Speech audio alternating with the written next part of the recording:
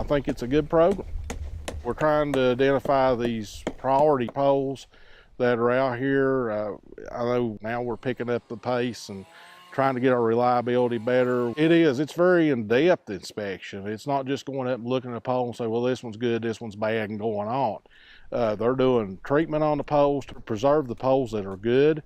They're doing internal treatments to stop decay inside the poles.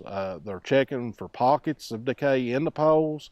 They're doing fumigate to avoid, ants and insect problems. And a big thing, we're getting rid of these poles that have damage in the top because they're finding them. They're finding hazards. All of our data goes into our computer. We collect everything from the measurement of the pole to the height and class, previous treatment, when it was previously treated. They're sending us a weekly detailed log of what they've done that week, and we look at see what the hazards are that they found, and we get those to the appropriate people to have them checked. I personally have been checking some of them myself. They're finding hazards. They're notifying us of the hazards that we find, so it's all around. They're doing a lot for us. I work for UC Synergetic, and this is what we do. We look at the riser poles, we look at transformers, we look at secondary pedestals to make sure everything is safe, locks are in place, warning labels are there. If they're not, we place them there. The numbering system that Appalachian Power uses, if the numbers are worn or gone, we replace those.